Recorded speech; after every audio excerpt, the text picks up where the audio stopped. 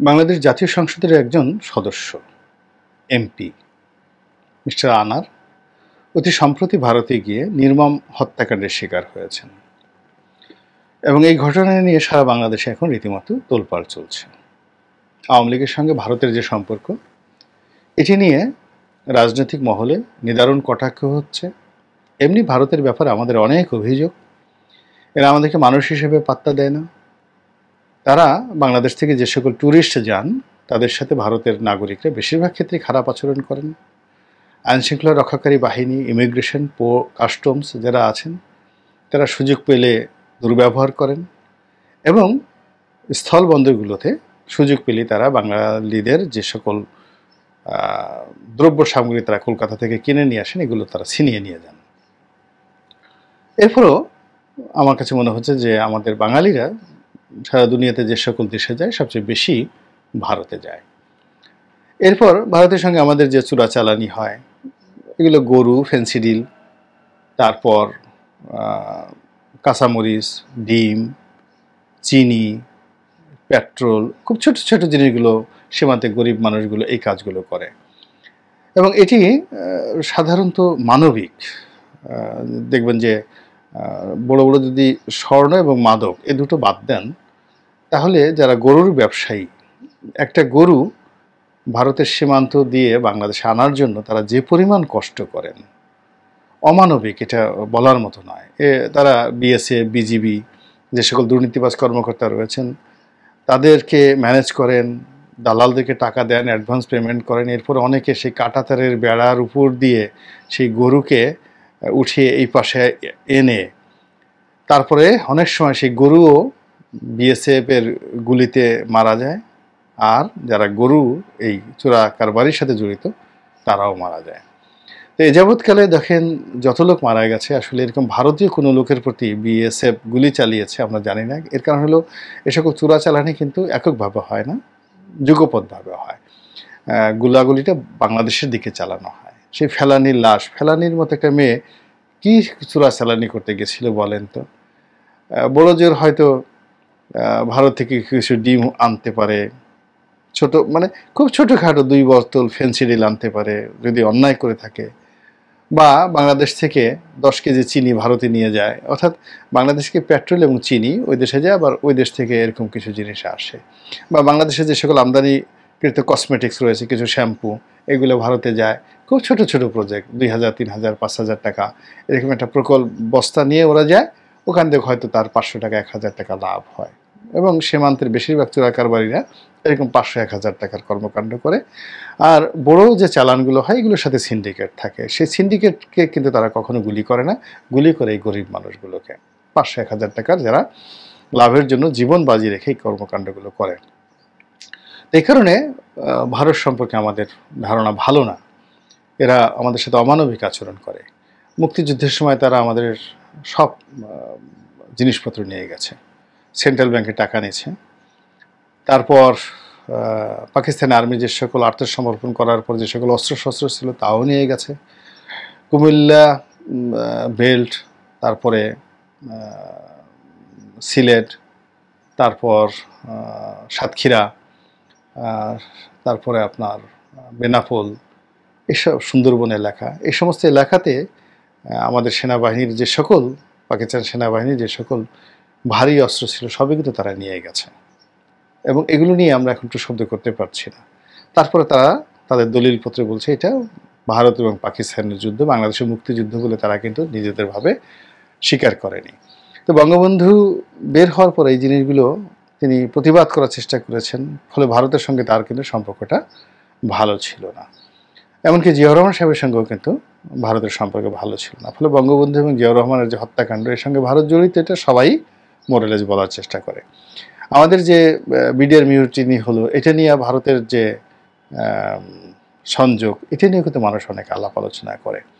তো এই কারণ হলো কি, ভারত এবং বাংলাদেশের এই যে নেতিবাচক জিনিসগুলো চাপা রেখেও কেবলমাত্র ক্ষমতায় থাকার জন্য, ক্ষমতায় যাওয়ার জন্য আওয়ামী লীগ ভারত তোষণ করে, ভারতকে বন্ধু মনে করে। কিন্তু বন্ধু বঙ্গবন্ধুকে খুন করেছে, কোনো সন্দেহ নেই, এটা সবাই জানে। তো যাই হোক, এখন সেই যে বন্ধু রাষ্ট্র, সেই বন্ধু রাষ্ট্রে গিয়ে একজন এমপি সেখানে নির্মমভাবে খুন হলেন এটি নিয়ে কিন্তু খুব আলোচনা হচ্ছে এবং সবাই ভয় পাচ্ছে, সবার মধ্যে ভয় ছড়িয়ে পড়েছে যে একজন সংসদ সদস্যের যদি এই অবস্থা হয়, ৬০ টুকরা না ৮০ টুকরা লাশ করে ফেলেছে, মাংস থেকে আলাদা করেছে, এই করেছে, তা আমার অবস্থা কি হবে?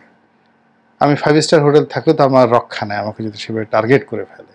মানে আমি, যারা বিএনপির যারা লোকজন আছেন বা আমরা যারা ভারত বিরোধী কথাবার্তা বলি, আমরা তো সীমান্তে যাওয়া তো দূরের কথা, বাংলাদেশে বসিতে ভারতের নাম শুনলে আমাদের এখন ত্রাহি ত্রাহি একটা অবস্থা তৈরি হয়ে গেছে। এই আতঙ্কটা ছড়িয়ে পড়েছে এবং এটি আলটিমেটলি ভারতের বিরুদ্ধে চলে যাবে, এই যে কাজটি রয়ে গেছে। দ্বিতীয়ত, বাংলাদেশ থেকে যে সকল অপরাধী, সেটা যে দলেরই হোক না কেন, তারা সীমান্ত পাড়ি দিয়ে ভারতে যায় এবং সেখানে একটা সিন্ডিকেট আছে, সেই সিন্ডিকেট দিয়ে তারা পাসপোর্ট তৈরি করে এরপরে ভারতেও অনেকে থাকে, আবার অনেকে দুবাই তারপর অন্যান্য দেশে ভারতের পাসপোর্ট নিয়ে চলে যায়। এবং অবাক করার ব্যাপার হলো, সেই আরাফ খান থেকে শুরু করে অনেক নাম করা বিএনপি আওয়ামী লীগের অনেক নেতা যারা দুবাইতে থাকেন, তাদের সবারই হাতে কিন্তু ভারতীয় পাসপোর্ট। এবং এই যে এক একটা পাসপোর্ট করা থেকে শুরু করে যে লেনদেন, ভারতে যে সিন্ডিকেট রয়েছে, কোনো কোনো ক্ষেত্রে শত কোটি টাকার লেনদেন পর্যন্ত হয়ে থাকে এরকম একজন ক্রিমিনালকে বাংলাদেশ থেকে দুবাইতে পাঠানোর ক্ষেত্রে। এই যে হিউজ মানে ইনভেস্টমেন্ট, যেটা ভারতের এরকম একটা চক্রই আছে, যারা আপনি যদি এরকম কাজ করতে চান সেখানে হতে পারে। তেমনি ভারতে নিয়ে অনেকের টাকা পয়সা নিয়ে নেওয়া, ছিনতাই নিয়ে নেওয়া। আমি বাংলাদেশে একজন খুব বিএনপির একজন শীর্ষ রাজনীতিবিদ, যিনি এখন সপরিবারে দুবাইতে রয়েছেন। তো দেখা গেল যে তার পরিবার যখন এরকম ভারতে গেল, পাসপোর্ট করার চেষ্টা করলো, তো ওই সময়টাতে ওখানকার যে সিন্ডিকেট তাকে বিভিন্ন রকম শুষে তার কাছ থেকে অনেক টাকা পয়সা তারা আদায় করে নিয়ে গেছে। পরে বলতে গেলে প্রাণ ভয়ে সেই লোক সেখান থেকে অন্য জায়গায় গিয়ে অন্য দালাল ধরে, মানে যে দালাল দিয়ে তারা সীমান্ত পাড়ি দিয়ে পাসপোর্ট করার কথা ছিল, সেই দালাল ধরুন টার্গেট করলো যে তার কাছ থেকে 5 কোটি টাকা নেবে। তো 1 কোটি 2 কোটি টাকা দিল, কিন্তু তারা কাজ করে দিতেছে না। তখন দেখা গেল সে অন্য জায়গায় সরে গিয়ে অন্য দালাল দিয়ে হয়তো 50 লাখ টাকা খরচ করে সে পাসপোর্ট করে সেখান থেকে পালিয়ে চলে গেল। এরকম ঘটনা ভারতে রয়েছে। সিন্ডিকেট, বিশাল সিন্ডিকেট, অপরাধের সিন্ডিকেট, অমানবিক সিন্ডিকেট রয়েছে। এবং দুনিয়াতে হলে কি, যারাই যত বড় হয়েছে তাদের অপরাধের প্রকৃতিও বড়, ধরনও অত্যন্ত জটিল। আমেরিকাতে এই যে ঘটনাটা ভারতে ঘটলো, এই ঘটনাটা যদি নিউ ইয়র্কে ঘটতো, খোঁজই আমরা পেতাম না, কেউ দেখেও জিজ্ঞেস করতো না। ইংল্যান্ডের টেমস নদীতে ফেলে দিলে কেউ দেখেও জিজ্ঞাসা করতো না। ইংল্যান্ডে অনেক বড় বড় গাড়ি চুরি হয়ে যায়, আমাদের বাংলাদেশের পুলিশ তো রেসপন্ড করে, ওরা রেসপন্ডও করে না, জিডি এন্ট্রি নেয় না অনেক সময়। লন্ডনের মতো শহরে তারা ফাজলামো করে বেশি। এই তুমি ট্রাফিক রুল ব্রেক করেছো, $10 জরিমানা হবে, 10 পাউন্ড জরিমানা হবে, তুমি এখানে এই কাজ করে, খুব ছোটোখাটো বিষয় নিয়ে খুব ডিস্টার্ব করে। কিন্তু আপনার গাড়ি পুরো চুরি করে নিয়ে গেছে, পুরো গাড়ি খুলে নিয়ে গেছে, আপনার বাসা পুরি একদম চুরি করে আপনার সব সর্বস্ব নিয়ে গেছে, আপনাকে চাকু মেরেছে, এরকম জরুরি কিছু একটা বিষয় নিয়ে আপনি লন্ডন পুলিশে যান, নিউ ইয়র্ক পুলিশে যান, যে দেখবেন যে অন্যদিকে তাকিয়ে আছে, জিজ্ঞাসাই করছে না। আর ওদের যেগুলো স্বার্থ দেখানোর জন্য যে আমরা খুব শক্তিশালী, রাস্তায় লোক থামানো, অপদস্থ করা, সন্দেহভাজন কাউকে করা, কাউকে গ্রেপ্তার করা, এই সমস্ত ক্ষেত্রে তারা খুব বাহাদুরি দেখায়। তো যাই হোক, এই যে ভারতের যে ঘটনাগুলো ঘটছে, এটা ভারতের যে সিন্ডিকেট ব্যবসা, সেই সিন্ডিকেট ব্যবসাতে একটা নিদারুণ নেতিবাচক প্রতিক্রিয়া ফেলবে। যারা ভারতের সঙ্গে চোরাকারবারি করেন তারা বিশ্বাস হারিয়ে ফেলেছেন, ভয় পেয়ে গেছেন।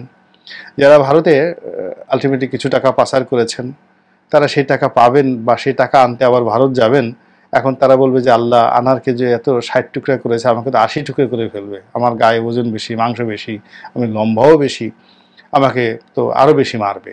তো দেখা গেল সেই টাকা ভারত বাজেয়াপ্ত করে ফেলবে। আবার অনেকে হয়তো ভারতে বাড়ি করেছেন, অনেক লোক কলকাতাতে বাড়ি আছে, আমাদের হিন্দু বলেন, বাংলাদেশি লোক বলেন, ক্ষমতাধর লোক বলেন, ওদের কিন্তু ভারতে অনেক বাড়িঘর রয়েছে, অনেকের বাড়িঘর রয়েছে। এবং আলটিমেটলি এগুলো অনেকে কেন করে আমি বুঝতে পারি না, কিন্তু তারা মরে যাওয়ার পর আসলে এই বাড়ি আর অ্যাবান্ডেন্ট হয়ে যায়, সরকার দখল করে নিয়ে যায়। পরবর্তী জেনারেশন গিয়ে, এখন আপনি যদি একটা বাড়ি করেন, আপনার ছেলেমেয়েরা গিয়ে সেই বাড়ি দখল করবে, আবার সেগুলো পাবে, এরকম কোনো নিয়ম নেই। তো এমনকি যারা সিঙ্গাপুরে বাড়ি করেছেন কিংবা যারা ইংল্যান্ডে বাড়ি করেছেন, অন্যান্য দেশে বাড়ি করেছেন, সে যতদিন আছে এবং আইনকানুন তার পক্ষে আছে ততক্ষণ পর্যন্ত সেটা ভোগ দখল করতে পারবে। কিন্তু এটা ইনহেরিট করে ইংল্যান্ডের কোনো সরকার বা সিঙ্গাপুরের সরকার তার বংশধরদেরকে বা তার পরবর্তী আত্মীয় স্বজনদেরকে সে অর্থ বুঝিয়ে দিবে, এইরকম নজির সিঙ্গেল নজির নাই। সিঙ্গাপুরের সাথে ব্যবসা করতে সালাউদ্দিন কাদের চৌধুরী, এবং তার অনেক টাকা নাকি সেখানে ছিল, অর্থাৎ তার ছেলেরা মেয়েরা এখন খুব কষ্ট করছে টাকার জন্য, কিন্তু সেই টাকা সিঙ্গাপুর সরকার তাদেরকে ডেকে দিয়েছে। জাস্ট একটা উদাহরণ হিসাবে, আমি এই ঘটনা শুনিনি কখনো। তো এরকমভাবে আওয়ামী লীগের অনেক লোক সিঙ্গাপুরে এখন সালাউদ্দিন কাদের চৌধুরী যদি 1 টাকা রেখে থাকেন, 1000 কোটি টাকা এরকম অনেক লোক রাখছেন। এখন তাদের কথাগুলো কিন্তু এখন ওপেন সিক্রেট যে তারা এই কাজগুলো করছে, কিন্তু সেই টাকা তারা বা তাদের পরবর্তী বংশধররা নিরবচ্ছিন্নভাবে ভোগ করতে পারবেন, এটা অসম্ভব বিষয়। এর কারণ হলো সিঙ্গাপুর করে কি, বা কানাডার মতো দেশ, সিঙ্গাপুর বা অন্যান্য দেশ, তাদের কাজই হলো সারা দুনিয়ার এরকম চুরি করা যে টাকা তাদের দেশে আনা বিভিন্ন প্রলোভনে, তারপর কিছুদিন তাদেরকে আনন্দ ফুর্তি মৌজ মাস্তি করতে দেওয়া, এবং একটা সময় আবার তাদেরকে কপ করে ধরে ফেলে। কিছুদিন আগে দেখা গেল 4 থেকে 5 বিলিয়ন ডলার তারা সিজ করে ফেলেছে বিশ্বের বিভিন্ন লোকের। বাংলাদেশে কজনের কপাল পড়ছে আমরা এখন পর্যন্ত জানি না, এবং অনাগত দিনে এখন যারা আছে তাদের কপালেও ঠিক এই জিনিসগুলো পড়বে। এবং এই কাজটি ভারতে